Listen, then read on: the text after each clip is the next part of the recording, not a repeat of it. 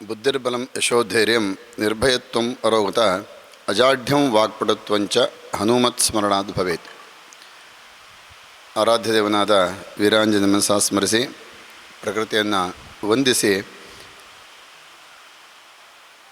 ಪಶ್ಚಿಮಘಟ್ಟ ಸಂರಕ್ಷಣಾ ಚಾತುರ್ಮಾಸ್ಯದ 2ನೇ ವಾರದ ಈ ವಿಚಾರ ಸಂಕಿರಣದಲ್ಲಿ ನಮ್ಮ ವೇದಿಕೆಯಲ್ಲಿ ವಿಶೇಷ ಆಹ್ವಾನಿತರಾಗಿದ್ದಂಥ ಶಿವಾನಂದ ಕಳವೆಯವರು ಹಾಗೂ ಗಿರೀಶ್ ಜನ್ಯವರು, ಜೊತೆಯಲ್ಲಿ ಈ ಸಂವಾದದಲ್ಲಿ ಆಗಮಿಸ್ತಕ್ಕಂಥ ಎಲ್ಲ ಸಮಸ್ತ ಊರ ನಾಗರಿಕರಿಗೆ ಸ್ವಾಗತಿಸ್ತಾ ನನ್ನ 2 ಮಾತನ್ನು ಆಡಲಿಕ್ಕೆ ಇಚ್ಛೆಪಡ್ತೇನೆ.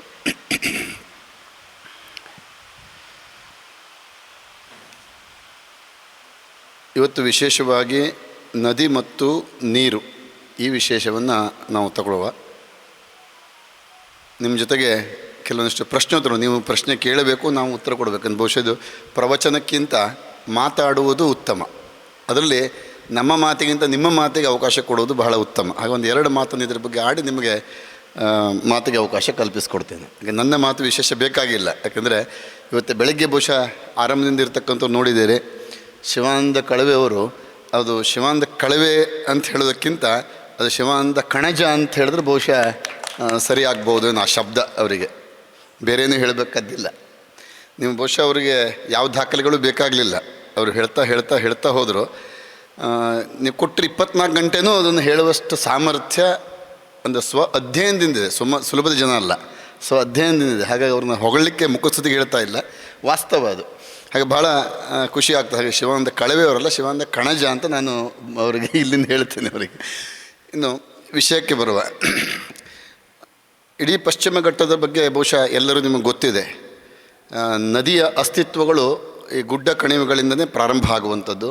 ಸಾಧಾರಣ 1,500 ಕಿಲೋಮೀಟರ್ ವ್ಯಾಪ್ತಿಯ ಈ ಪಶ್ಚಿಮ ಘಟ್ಟ 6 ರಾಜ್ಯಗಳನ್ನು ಒಳಗೊಂಡು ಸಾವಿರಾರು ನದಿಗಳನ್ನು, ಅದರಲ್ಲೂ 100 ದೊಡ್ಡ ನದಿಗಳನ್ನು, ಸಾವಿರಾರು ಕಣಿವೆಗಳನ್ನು, ಸಣ್ಣ ಸಣ್ಣ ತೊರೆಗಳು, ನದಿಗಳು ಹರಿತಾ ಇರತಕ್ಕಂಥದ್ದು ನಮ್ಮ ಭಾಗದಲ್ಲೇ ನಾವು ನೋಡ್ತೇವೆ. ಒಂದು ಶರಾವತಿಗೆ ಬಹುಶಃ ಇಲ್ಲಿಂದ ಹೊನ್ನಾರಕ್ಕೆ ಹೋಗೋ ತನಕ ಸಾಧಾರಣ 28 ಉಪನದಿಗಳು ಸೇರಿಕೊಳ್ತವೆ.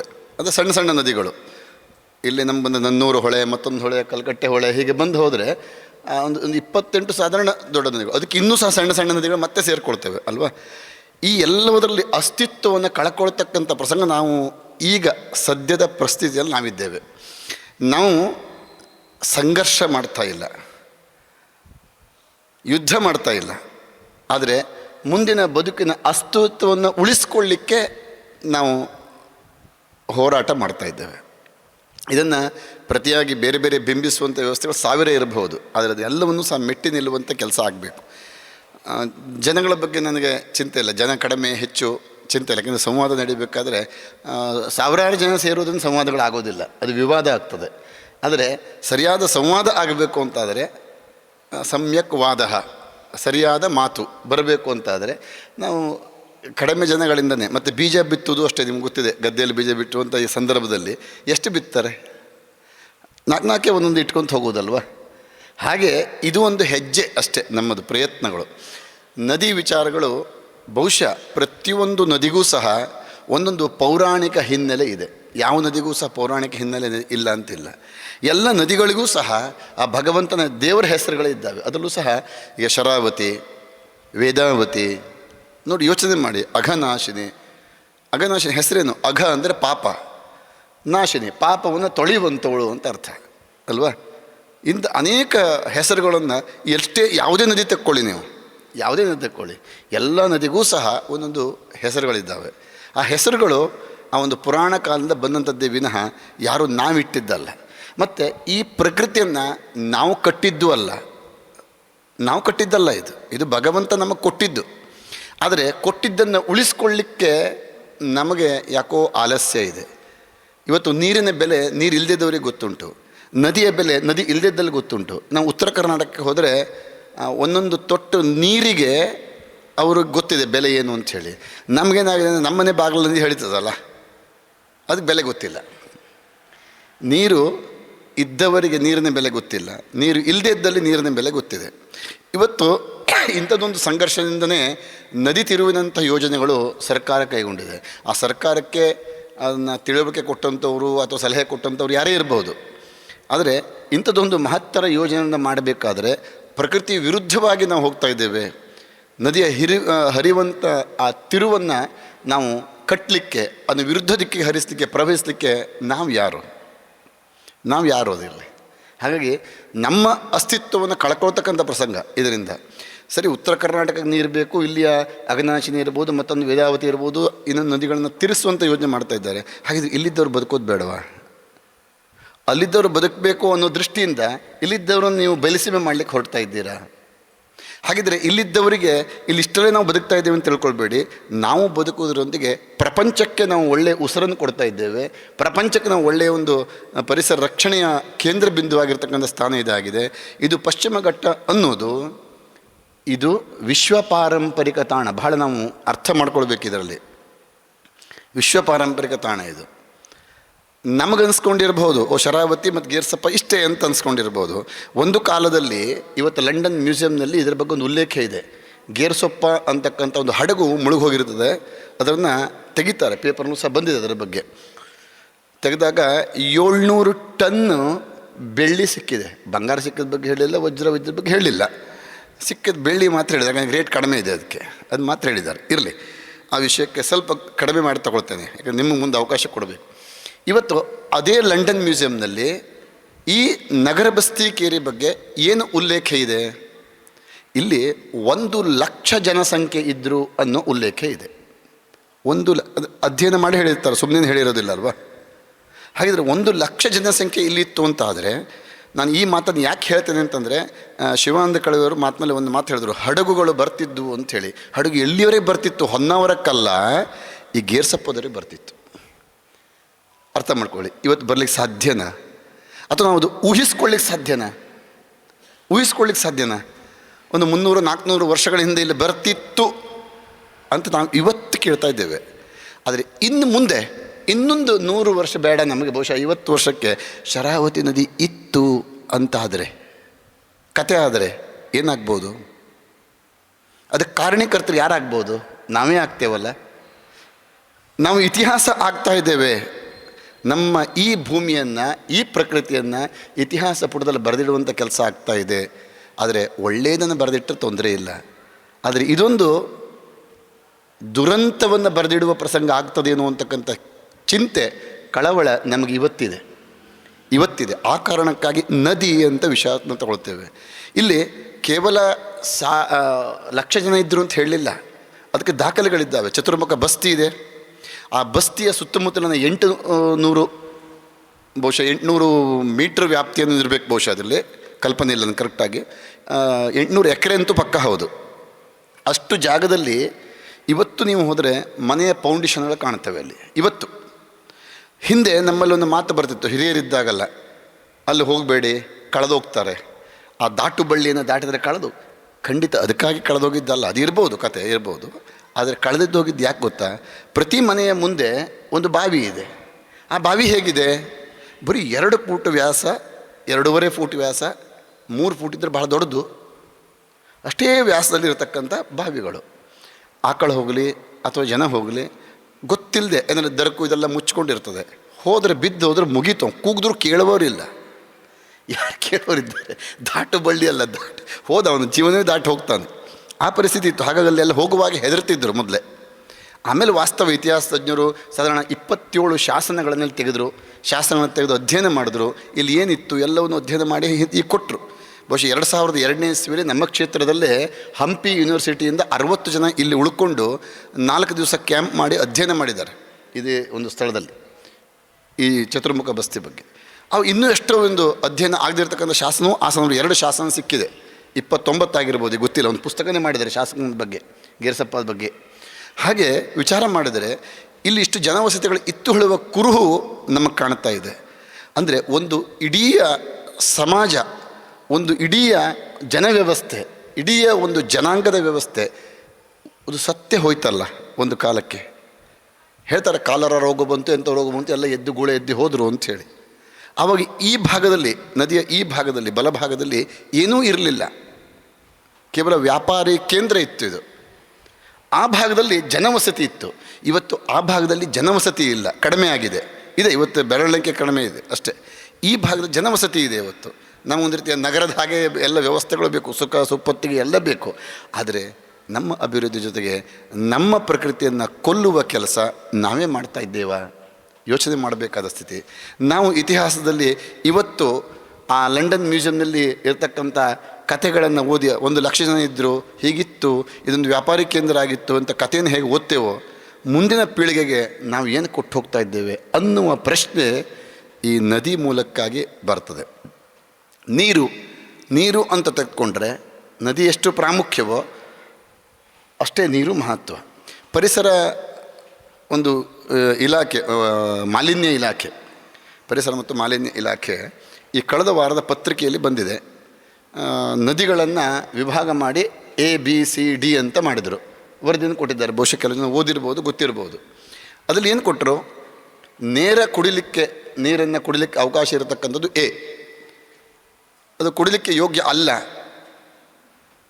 B, ಇನ್ನೂ ಸ್ವಲ್ಪ ಕನಿಷ್ಠ C, ಪೂರ್ಣ ಕೊಳಚೆ ಅದು D. ABCD ಅಂತ ವಿಭಾಗ ಮಾಡಿದರು.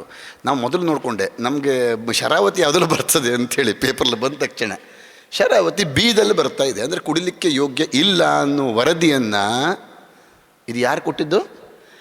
ಮಾಲಿನ್ಯ ಇಲಾಖೆಯವರೇ ಕೊಡ್ತಾ ಇದ್ದಾರೆ, ಬಹಿರಂಗಪಡಿಸ್ತಾರೆ. ಅಂದಮೇಲೆ ಈಗಾಗಲೇ ನೀವು ಇಷ್ಟು ಹಾಳು ಮಾಡಿದ್ದೀರೋ ನೀವು ಸಾಕ್ಷಿ ಒಪ್ಕೊಂಡಂಗೆ. ನಾನು ಹೇಳ್ತಾ ಇರೋದು ಈಗಾಗಲೇ ಹೊಲಸು ಮಾಡಲಿಕ್ಕೆ ಎಷ್ಟು ಬೇಕಲ್ಲ ಅದು ಒಪ್ಕೊಂಡಂಗೆ ನೀವು.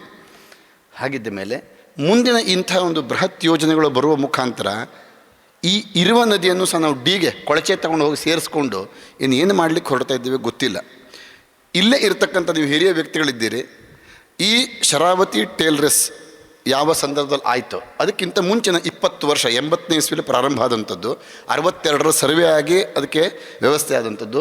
ಆನಂತರ ಹೋರಾಟಗಳು ಇತ್ಯಾದಿ ನಡೆದಾದ 80ರ ತನಕನೂ ಸಹ ತಡೆ ಆಯಿತು. 80ರಿಂದ ಅದು ಪ್ರಾರಂಭ ಮಾಡಿದ್ರು ಕೆಲಸವನ್ನು. ಹಾಗೂ ಹೋರಾಟ ನಡೆದಿಲ್ಲ ಅಂತಿಲ್ಲ. ಆದರೆ ಹೋರಾಟಗಳು ಸೋತು. ಯಾಕೆ? ಕಾಂಚನದ ಮೇಲೆ, ದುಡ್ಡಿನ ಮೇಲೆ ನಡೆದದ್ರಿಂದ ಹೋರಾಟಗಳು ಸೋತು, ವರದಿಗಳು ಸತ್ತೋದವು. ಶಫೀರುಲ್ಲಾ ಅಂತ ವರದಿ ಕೊಟ್ಟಂಥವರು ಅವರೂ ಹೋದರು, ಅವ್ರ ಜೊತೆಗೆ ಆ ವರದಿಯೂ ಸತ್ತು ಹೋಗ್ತದೆ. ಯಾಕೆಂದರೆ ಸರ್ಕಾರವೇ ನೇಮಕ ಮಾಡಿ ವರದಿ ತೆಗೆದುಕೊಳ್ತದೆ, ಸರ್ಕಾರವೇ ಇನ್ನೊಬ್ಬರು ಮತ್ತೊಂದು ನೇಮಕ ಮಾಡಿ ಮತ್ತೊಂದು ವರದಿ ತೆಗೆದುಕೊಳ್ತದೆ. ಅವರಿಗೆ ಬೇಕಾದ ರೀತಿ ವರದಿಯನ್ನು ತಗೊಳ್ತದೆ. ಈಗ ಇರೋದಷ್ಟೇ, ಮಾಡ್ತಾ ಇರೋದಷ್ಟೇ. ಈಗೂ ಅಷ್ಟೇ, ಮೊದಲು ತಗೊಂಡ ವರದಿಯಲ್ಲಿ ಬೇಕಾಗಿಲ್ಲ, ಆದರೆ ಬೇರೆ ಬೇರೆ ಸಂಸ್ಥೆಗಳ ಜೊತೆಗೆ ಸೇರಿಕೊಂಡು ಅವರಿಗೆ ಬೇಕಾಗುವ ಪೂರಕ ವರದಿಯನ್ನು ತೆಗೆದುಕೊಳ್ತಾ ಇದ್ದಾರೆ. ಈಗ ಹೊಸ ಒಂದು ಮಾತುಗಳು ನಿಮ್ಮ ಗಮನದಲ್ಲಿ ಇರಲಿ. 16,000 ಮರವನ್ನು ಕಡಿತೇವೆ ಅಂತ ಹೇಳಿದಂಥವ್ರು ಮೊನ್ನೆಯಿಂದ 10,000 ನಾವು ಉಳಿಸ್ತೇವೆ, 6,000 ಮರ ಹೋಗ್ತದೆ, ಪ್ರಾಜೆಕ್ಟ್ ಇದು ಲಾಭದಾಯಕ ಅಂಥೇಳಿ ಮತ್ತೊಂದು ಶುರು ಮಾಡಿಕೊಂಡಿದ್ದಾರೆ. ಕಲ್ಪನೆ ಉಂಟಾ ನಿಮಗೆ? 6,000 ಮರ ಹೋಗ್ತದೆ ಅಂತ. ಈಗ ಸುಪ್ರೀಂ ಕೋರ್ಟ್ ಹೇಳ್ತದೆ ನೀವು ಮರ ಕಡಿಯುವುದು ನರಮೇಧಕ್ಕೆ ಸಮ ಅಂತ ಹೇಳ್ತದೆ. ಅಂದರೆ 6,000 ನರಮೇಧವು ಅಡ್ಡಿಲ್ವಾಗಿದ್ದರೆ, ಹಾಗಿದ್ದರೆ ಇದೇ ಈ ಚಿಂತನೆ ನೀವು ಆರಂಭದಲ್ಲಿ ಯಾಕೆ ಮಾಡಿಲ್ಲ? ಮರ ಕಡಿದೆ ಮಾಡುವಂಥ ಯೋಜನೆಗಳು ಮೊದಲು ಯಾಕೆ ಮಾಡಿಲ್ಲ? ಇದನ್ನು ಜನರನ್ನು ದಿಕ್ಕು ತಪ್ಪಿಸುವಂಥ ಕೆಲಸ. ಒಟ್ಟಾರೆ ಏನು, ಜಾಗ ಕಡಿಮೆ ಆಗ್ತದೆ ಅಂತ ಹೇಳಲಿಲ್ಲ ಅವರು, ಮರ ಕಡಿಮೆ ಆಗ್ತದೆ ಅಂತ ಹೇಳಿದ್ರು. ಯಾಕೆಂದರೆ ಮರದ ಗಾತ್ರ ಇದೆಯಲ್ಲ ಅದು ವಿಶೇಷ ಮಾಡಿಕೊಂಡು ದೊಡ್ಡ ಮರ ಮಾತ್ರ ಲೆಕ್ಕಾಚಾರ, ಮರ ಉಳಿದ ಮರ ಅಲ್ಲ. ಆವಾಗ ಇದು ಸಂಖ್ಯೆ ಕಡಿಮೆ ಆಯಿತು. ಇದನ್ನು ಜನರಿಗೆ ಸಾಮಾನ್ಯರಿಗೆ ಇದು ಅರ್ಥ ಆಗಬೇಕು. ನೀವೆಲ್ಲ ತಿಳ್ಕೊಳ್ಬೇಕು ಇದನ್ನು. ಇಲ್ಲಿ ಇಂಥ ವ್ಯವಸ್ಥೆಗಳನ್ನು ಮಾಡೋ ಮುಖಾಂತರ ದಿಕ್ಕನ್ನು ತಪ್ಪಿಸುವಂಥ ಕೆಲಸಗಳು ನಿರಂತರವಾಗಿ ನಡೀತಾ ಇದ್ದಾವೆ. ಇರಲಿ, ಅದೆಲ್ಲದರ ಒಟ್ಟಿಗೆ ನೀರು ಅಂತ ತೆಗೆದುಕೊಂಡ್ರೆ ನಾವು ಎಂಥ ನೀರನ್ನು ಕುಡಿತಾ ಇದ್ದೇವೆ? ಇಲ್ಲೇ ಒಂದು ಬಾಟ್ಲೆ ಉಂಟು ನೋಡಿ ಅಲ್ವಾ? ನಾವು ಬಾಟ್ಲೆ ನೀರು ಈಗ ಎಷ್ಟು? 20 ರೂಪಾಯಿ. ಸ್ವಲ್ಪ ಯೋಚನೆ ಮಾಡಿ, ನಮ್ಮ ಕಾಲದಲ್ಲಿ ಮೊದಲೆಲ್ಲ ಈ ನೀರಿಗೆ ದುಡ್ಡು ಕೊಟ್ಟು ತಗೊಳ್ಳೋದು ಪದ್ಧತಿ ಇತ್ತಾ? ಎಲ್ಲರೂ ಇತ್ತಾ? ಯೋಚನೆ ಮಾಡಿ. ನೀರು ದಾರಿ ಎರಡನ್ನು ಕಟ್ಟಬಾರದು ಅಂತ ಹಿರಿಯರು ಹೇಳ್ತಿದ್ರು. ನೀರಿಗೆ ಮತ್ತು ದಾರಿಗೆ ಕಟ್ಟಬಾರದು ಅಂಥೇಳಿ. ಹೌದಲ್ವ? ಹಿರಿಯರು ಹೇಳೋ ಮಾತಲ್ವ? ನಮ್ಮ ಪೂರ್ವಜರೆಲ್ಲ ಅದನ್ನ ಹೇಳ್ಕೊಂಡು ನಾವು ಅದನ್ನು ನಡ್ಕೊಂಡು ಬಂದಂಥವ್ರು. ಇವತ್ತಿನ ಮಕ್ಕಳಿಗೆ ಕೇಳಿರೋದು ಗೊತ್ತಿಲ್ಲ. ಇರಲಿ, ಹಾಗಿದ್ರೆ ಎಂಥ ನೀರನ್ನು ಕುಡಿತಾ ಇದ್ದೇವೆ? ಆ ಪ್ಲಾಸ್ಟಿಕ್ಕಲ್ಲಿ ಇರ್ತಕ್ಕಂಥ ನೀರನ್ನು ಕುಡಿತಾ ಇದ್ದೇವೆ. ಆ ಪ್ಲಾಸ್ಟಿಕ್ಕು ಈ 2 ತಿಂಗಳ ಹಿಂದಿನ ಪತ್ರಿಕೆಯಲ್ಲೇ ಬಂದಿದೆ. ಮುಖಪುಟದಲ್ಲಿ ಸಣ್ಣದಕ್ಕೆ ಬಂತು, ಒಳಗಡೆ ಸ್ವಲ್ಪ ವಿವರಣೆ ಬಂತು. ಒಂದು ಬಾಟಲಿಯಲ್ಲಿ 1 ಲೀಟ್ರ್ ಬಾಟ್ಲಿಗೆ ಅವ್ರ ಲೆಕ್ಕಾಚಾರ 2,40,000 ಮೈಕ್ರೋ ಬ್ಯಾಕ್ಟೀರಿಯಾಸ್ ಇರ್ತದೆ ಅಂತ ಅವ್ರು ವರದಿ ಕೊಡ್ತಾರೆ. 2,40,000 ಬ್ಯಾಕ್ಟೀರಿಯಾ ಆ ಬಾಟ್ಲಲ್ಲಿದೆ ಅಂತ, ಪ್ಲಾಸ್ಟಿಕ್ ಬಾಟ್ಲಿ 1 ಲೀಟ್ರ್ ಬಾಟ್ಲಿಗೆ. ಅದನ್ನು ಬಿಸಿಲಿಗಿಟ್ಟಾಗ ಅದು ಎಷ್ಟೊತ್ತಿಗೆ ಎಲ್ಲೂ ಇರ್ಬೋದು, ಅಂಗಡಿಯಲ್ಲಿ ಇರ್ತದೆ, ಎಲ್ಲೂ ಇರ್ತದೆ. 1 ತಿಂಗಳ ಹಿಂದೆ ನೀರು ಪ್ಯಾಕ್ ಮಾಡಿರ್ಬೋದು ಅಲ್ವಾ. ಅದು ಬಿಸಿಲು ತಗೊಂಡು ಅದರ ತನ್ನ ಪ್ಲಾಸ್ಟಿಕ್ನ ಗುಣಗಳನ್ನು ಬಿಟ್ಟುಕೊಟ್ಟಿರ್ತಕ್ಕಂಥ ಕ್ಯಾನ್ಸರ್ ಕಾರಕ ವಸ್ತುದಲ್ಲಿ ಇರ್ತದೆ. ನಾವು ಏನು ಮಾಡ್ತಾಯಿದ್ದೇವೆ, ಆ ನೀರನ್ನು ಕುಡಿತಾ ಇದ್ದೇವೆ. ನಾವು ನೀರಿನ ಬಗ್ಗೆ ಮಾತನಾಡಬೇಕಾದ್ರೆ ಇದನ್ನು ಹೇಳಲೇಬೇಕಾದ ವಿಚಾರಗಳು. ನಾವು ಬದಲಾವಣೆ ತರುವ ಇದ್ರ ಬಗ್ಗೆ ಏನು ಬದಲಾವಣೆ ತರಲು ಸಾಧ್ಯ ಅಂತ ಯೋಚನೆ ಮಾಡುವ. ಈಗ ನಾವು ನಮ್ಮ ಕ್ಷೇತ್ರದ ಒಬ್ಬ ಭಕ್ತರು ದಾವಣಗೆರೆಯವರು ಈ ಪಟ್ಟಿ ಪೆನ್ನುಗಳನ್ನೆಲ್ಲ ಶುರು ಮಾಡಿದರು. ಅದನ್ನು ನಿಮ್ಮ ಬಹುಶಃ ಕೆಲವೊಂದು ಕೊಟ್ಟಿದ್ದೇವೆ ಇಲ್ಲಿ. ಅದು ಬಳಕೆ ಆಗ್ತಕ್ಕಂಥದ್ದು. ಜೊತೆಗೆ ಅದರಲ್ಲಿ 2 ಬೀಜಗಳು ಇರ್ತವೆ, 4 ಬೀಜಗಳು. ಅದನ್ನು ಹಾಕಿದ್ರೆ ಒಂದು ಗಿಡ ನೆಡ್ತದೆ. ಅದು ಪ್ರಕೃತಿಗೆ ಪೂರಕವಾಗಿರ್ತಕ್ಕಂಥದ್ದು. ಹಾಗೆ ಅವ್ರಿಗೆ ನಾವೊಂದು ಚಾಲೆಂಜ್ ಕೊಟ್ಟಿವಿ ಅವರಿಗೆ. ನೀರಿನ ಬಾಟ್ಲ ಇವತ್ತು ದೊಡ್ಡ ಜಾಗತಿಕ ಸಮಸ್ಯೆ. ನಾವು ನಮ್ಮ ಸಮಸ್ಯೆ ಅಷ್ಟೇ ಹೇಳ್ತಾ ಇಲ್ಲ, ಇಲ್ಲಿ ಇಡೀ ಜಾಗತಿಕ ಸಮಸ್ಯೆ ಇದು. ಆ ನೀರು ಬಾಟ್ಲಿಗೆ ಪರ್ಯಾಯ ವ್ಯವಸ್ಥೆ ನೀನು ಮಾಡಬೇಕಲ್ಲ ಅಂಥೇಳಿ ಅದಕ್ಕೆ ಅವರಿಗೆ ಪ್ರಾರಂಭ ಮಾಡ್ತಾ ಇದ್ದಾರೆ. ಬಹುಶಃ ಜಗತ್ತಿಗೆ ಅದು ಬಹುಶಃ ಒಂದನೇದು ಅಥವಾ 2ನೇದು ಆಗ್ಬೋದು ಅಂತ ಒಂದು ಸಂಶೋಧನೆಗಳು, ಇನ್ನೋವೇಷನ್ಗಳು ಇಂಥದ್ರಲ್ಲಿ ಆಗಬೇಕು. ಈ ಪ್ಲಾಸ್ಟಿಕ್ ಬಾಟ್ಲಿಗೆ ಪರ್ಯಾಯ ಏನು? ಅದಕ್ಕೆ ನಾವು ಯೋಚನೆ ಮಾಡಿದ್ರೆ ಇವತ್ತು ನಾವು ಎಷ್ಟೋ ಲಕ್ಷಾಂತರ ಜನರಿಗೆ ಬರ್ತಕ್ಕಂಥ ಕ್ಯಾನ್ಸರ್ ರೋಗವನ್ನು ತಡೆ ಮಾಡಲಿಕ್ಕೆ ಸಾಧ್ಯ. ನಾವು ನದಿ ಮೂಲ ಮತ್ತು ನೀರು ಎರಡನ್ನೂ ಸಹ ಸಮಾನವಾಗಿ ಯೋಚನೆ ಮಾಡಬೇಕಾದ ಕಾಲಘಟ್ಟದಲ್ಲಿ ನೀವೆಲ್ಲ ಇದ್ದೇವೆ. ಹಾಗಾಗಿ ಈ ಚಿಂತನೆಯನ್ನು ನಾವು ಮನಸ್ಸಲ್ಲಿಟ್ಕೊಳ್ಳುವ. ನಾವು ದಿನದ ಬದುಕಿಗೆ ಏನೇ ಬೇಕು ನಮಗೆ, ಅದನ್ನು ಆಸೆ ಮನಸ್ಸಿಗಿದ್ದದ್ದು ಸಹಜ, ಆದರೆ ದುರಾಸೆ ಇರಬಾರ್ದು. ನಮ್ಮ ದುರಾಸೆಯಿಂದ ನಾವು ಬಲಿಯನ್ನು ಯಾರಿಗೆ ಕೊಡ್ತಾ ಇದ್ದೇವೆ? ಪ್ರಕೃತಿಯನ್ನು ಕೊಡ್ತಾ ಇದ್ದೇವೆ ಅಲ್ವಾ. ಪ್ರಕೃತಿ ಬಲಿ ಕೊಡ್ತಾ ಇದ್ದೇವೆ ನಮ್ಮ ದುರಾಸೆಗಾಗಿ, ನಮ್ಮ ಆಸೆಗಲ್ಲ, ನಮ್ಮ ದುರಾಸೆಗಾಗಿ, ಅತಿಯಾದ ಆಸೆಗಾಗಿ. ಹಾಗೆ ನಾವು ಅತಿಯಾದ ಆಸೆ ಮಾಡುವ ಬದಲು ಇದನ್ನು ಉಳಿಸ್ಕೊಳ್ಳೋ ಪ್ರಯತ್ನ ಮಾಡುವ. ಹಾಗಿದ್ರೆ ಈ ಜಗತ್ತಿನಲ್ಲಿ 21 ರೀತಿಯ ವಿಶೇಷ ಸ್ಥಾನಮಾನ ಪಡೆದಂಥ ಸ್ಥಳಗಳಿದ್ದಾವೆ. ಅರ್ಥ ಆಯ್ತಾ? ಜಾಗತಿಕ ಮಟ್ಟದಲ್ಲಿ. ಹಾಗಿದ್ರೆ ಅಂತಹ ಸ್ಥಳದಲ್ಲಿ ನಮ್ಮ ಈ ಪಶ್ಚಿಮ ಘಟ್ಟ 7ನೇ ಸ್ಥಾನದಲ್ಲಿ ನಿಂತ್ಕೊಳ್ತದೆ. ಇಡೀ ಜಗತ್ತಿಗೆ ಪಶ್ಚಿಮ ಘಟ್ಟ ಅನ್ನೋದು 7ನೇ ಸ್ಥಾನದಲ್ಲಿ ನಿಂತ್ಕೊಳ್ತದೆ. ಇಲ್ಲಿ ಏನೇನು ಜೀವವೈವಿಧ್ಯತೆಗಳಿರ್ಬೋದು, ನೀರುಗಳಿರಬಹುದು, ಇಲ್ಲಿಯ ಮರಗಿಡಗಳಿರಬಹುದು, ಇಲ್ಲಿಯ ಪ್ರಾಕೃತಿಕ ಸೌಂದರ್ಯಗಳಿರಬಹುದು, ಇದೆಲ್ಲವೂ ಸಹ ಇದು ವಿಶ್ವ ಪಾರಂಪರಿಕ ತಾಣದಲ್ಲಿ ಬರ್ತಕ್ಕಂಥದ್ದು. ಇದನ್ನು ಈ ಎಲ್ಲ ವೈಭೋಗವನ್ನು ಇಟ್ಕೊಂಡಿರೋದ್ರಿಂದ ವಿಶ್ವ ಪಾರಂಪರಿಕ ತಾಣ ಅಂತ ಬಂದಿದೆ ಅಲ್ವಾ. ಹಾಗೆ ನಮ್ಮ ಭಾರತದಲ್ಲಿ ಈ ಪಶ್ಚಿಮ ಘಟ್ಟ ಇದ್ದ ಹಾಗೆ ಉತ್ತರ ಘಟ್ಟವೂ ಇದ್ದಾವೆ, ದಕ್ಷಿಣ ಘಟ್ಟವೂ ಇದೆ. ಕೇವಲ ಘಟ್ಟ ಇಲ್ಲಿ ಒಂದೇ ಇದೆ ಅಂತ ತಿಳ್ಕೊಳ್ಳೋದು ಬೇಡ. ಬೇರೆ ಬೇರೆ ವಿಭಾಗದಲ್ಲಿ 4 ಭಾಗದ ಘಟ್ಟಗಳಿದ್ದಾವೆ. ಆದರೆ ಅಲ್ಲಿ ಎಲ್ಲೂ ಸಹ ಈ ವೈವಿಧ್ಯತೆಗಳಿಲ್ಲ. ಈ ವೈವಿಧ್ಯತೆಗಳು ಕೇವಲ ಇಲ್ಲಷ್ಟೇ ಅಲ್ಲ, ಇಡೀ ಜಗತ್ತಿಗೆ ಇದು 7ನೇ ಸ್ಥಾನ. ನಾವು ಅರ್ಥ ಮಾಡ್ಕೊಳ್ಬೇಕು. ಹಾಗಿದ್ರೆ ಇಂಥ ಒಂದು ವ್ಯವಸ್ಥೆಯನ್ನು ಉಳಿಸ್ಕೊಳ್ಳಬೇಕಾದ ಚಿಂತನೆ ಇವತ್ತಿನ ಮುಂದಿನ ಪೀಳಿಗೆಗೆ ಇದೆ. ಹಾಗಾಗಿ ನಾವು ಅದನ್ನು ಯೋಚನೆ ಮಾಡುವ, ಚಿಂತನೆ ಮಂಥನ ಮಾಡತಕ್ಕಂಥ ಕಾರ್ಯಕ್ರಮವೇ ಇವತ್ತಿನ ನದಿ ಮತ್ತು ನೀರು ಈ ಕಾರ್ಯಕ್ರಮ. ಹಾಗಾಗಿ ನನ್ನ ಮಾತನ್ನು ಇಲ್ಲಿಗೆ ನಾನು ನಿಲ್ಲಿಸ್ತಾ ನಿಮ್ಮ ಮಾತಿಗೆ ಅವಕಾಶ ಕೊಡ್ತಾ ಮಾತನ್ನು ಮುಂದುವರಿಸುವ. ಯಾಕಂದರೆ ಸಮಾಪ್ತಿ ಅಲ್ಲದ ಮಾತನ್ನು ಮುಂದುವರಿಸುವ, ಚರ್ಚೆಗಳು ಸ್ವಲ್ಪ ನಡಿಬೇಕು ಇದರಲ್ಲಿ, ಆಮೇಲೆ ಸಮಾರೋಪ ಆಗುತ್ತೆ. ಹಾಗಾಗಿ ನಿಮಗೆ ತೋಚಿರ್ತಕ್ಕಂಥದ್ದು ನಿಮ್ಮ ಸಲಹೆಗಳಿದ್ದರೆ ಸಲಹೆಗಳನ್ನು ಸಹ, ಯಾಕೆಂದರೆ ಇಲ್ಲಿ ನಾವು ಮಾತನಾಡುವಂಥ ಪ್ರತಿಯೊಂದು ಮಾತೂ ಸಹ ದಾಖಲೆ ಆಗ್ತದೆ. ಇದನ್ನು ನಾವು ಈ ಚಾತುರ್ಮಾಸ್ಯವನ್ನು 2 ತಿಂಗಳ ಅವಧಿಯಲ್ಲಿ ಸಾಧಾರಣ 9 ಸೆಷನ್ ನಡೆಸ್ತೇವೆ. ಪ್ರತಿ ವಾರದಲ್ಲಿ ಒಂದೊಂದು ಸೆಷನ್ ನಡೆಸ್ತಾ ಹೋಗ್ತಾ ಇದ್ದೇವೆ. ಒಂದೊಂದು ಸೆಷನ್ನಲ್ಲಿ ಒಂದೊಂದು ವಿಶೇಷ ಕಾರ್ಯಕ್ರಮ ಇಟ್ಕೊಂಡಿದ್ದೇವೆ. ಅದರಲ್ಲೂ ಸಹ ಸೆಪ್ಟೆಂಬರ್ 6ಕ್ಕೆ ನಮ್ಮ 6 ರಾಜ್ಯಗಳಿಂದ, 6 ಮತ್ತೊಂದು 2 ರಾಜ್ಯ ಎಕ್ಸ್ಟ್ರಾ, ಒಂದು 8 ರಾಜ್ಯಗಳಿಂದ ಸಹ ಒಂದು 30ಕ್ಕಿಂತ ಹೆಚ್ಚಿನ ಈ ಪಶ್ಚಿಮ ಘಟ್ಟದ ರಕ್ಷಣೆಗಾಗಿ ತೊಡಕೊಂಡಂಥ ವ್ಯಕ್ತಿಗಳಲ್ಲಿ ಭಾಗವಹಿಸ್ತಾ ಇದ್ದಾರೆ. ಯುನೆಸ್ಕೋದವರೆಗೂ ನಾವು ಮಾತನಾಡ್ತಾ ಇದ್ದೇವೆ. ಬಹುಶಃ ಅವರು ಒಬ್ಬೊಬ್ಬರು ಇದರಲ್ಲಿ ಬಂದು ಭಾಗವಹಿಸ್ಬೋದು. ಹಾಗಾಗಿ ಅಂಥದ್ದೊಂದು ಕಾರ್ಯಕ್ರಮ ನಾವು ಮಾಡ್ತಾ ಇರೋದ್ರಿಂದ ನೀವು ಇವತ್ತು ಬಂದಿದ್ದೀರಿ. ಇವತ್ತಷ್ಟೇ ಅಲ್ಲ, ನಾನು ಹೇಳೋದು ಪ್ರತಿ ವಾರದ ಭಾನುವಾರದಲ್ಲಿ ನೀವು ನಿಮ್ಮ ಭವಿಷ್ಯಕ್ಕೋ, ಮುಂದಿನ ಭವಿಷ್ಯಕ್ಕೋ, ಮಕ್ಕಳ ಭವಿಷ್ಯಕ್ಕೋ ಇದನ್ನು ಉಳಿಸ್ಲಿಕ್ಕೋ ಒಂದು ಸಣ್ಣ ಕೊಡುಗೆ, ಬನ್ನಿ ಭಾಗವಹಿಸಿ. ಯಾಕೆಂದರೆ ಇದು ತಿಳ್ಕೊಳ್ಳುವಂಥದ್ದು. ಇದರಲ್ಲಿ ಯಾವುದೇ ರೀತಿಯ ಇಲ್ಲಿನ ಹೋರಾಟ ಮಾಡ್ತಾರೆ ಇಲ್ಲ. ನಾವಿಲ್ಲಿ ಇವತ್ತು ಹೋರಾಟ ಮಾಡಿದ್ವಾ? ಇಲ್ಲ. ಇದ್ಯಾವುದು ಪಕ್ಷದ ಕಾರ್ಯಕ್ರಮವಾ? ಯಾವ ರಾಜಕೀಯ ಕಾರ್ಯಕ್ರಮವಾ? ಅಲ್ಲಲ್ಲ, ಇದು ಪ್ರಕೃತಿಯ ಕಾರ್ಯಕ್ರಮ. ಹಾಗಾಗಿ ನಾವೆಲ್ಲ ಒಂದಾಗುವ, ಒಮ್ಮತ ಮನಸ್ಸಿಂದ ಇಂಥದ್ದೊಂದು ಯೋಚನೆಗೆ ನೀವೆಲ್ಲರ ಸಹಕಾರ ಮಾಡಬೇಕು. ಮುನ್ನವಾರ ನಂಗೆ ಕರೀಲಿಲ್ಲ ಅಂತ ಹೇಳಬೇಡಿ. ನಿಮಗೆ 8 ವಾರಕ್ಕೆ ಮುಂದೆ ಅಷ್ಟಕ್ಕೂ ನಮ್ಮದು ಆಮಂತ್ರಣ, ನಾವೇ ಕರಿತಾ ಇದ್ದೇವೆ. ಬನ್ನಿ ಭಾಗವಹಿಸಿ. ಇದು ನಮ್ಮ ಕಾರ್ಯಕ್ರಮ ಅಲ್ಲ, ನಮ್ಮ ಹೆಸರಿಗಾಗಿ ಕಾರ್ಯಕ್ರಮ ಅಲ್ಲ, ಇಡೀ ಪ್ರಕೃತಿಗಾಗಿ ಕಾರ್ಯಕ್ರಮ. ಹಾಗಾಗಿ ಇದು ನಿಮ್ಮ ಮನೆಯ ಕಾರ್ಯಕ್ರಮ ಅಂತ ತಿಳ್ಕೊಂಡು ಭಾಗವಹಿಸಿ ಅಂತ ಹೇಳ್ತಾ ನಿಮ್ಮ ಮಾತಿಗೆ ಅವಕಾಶ ಕೊಡ್ತೀನಿ.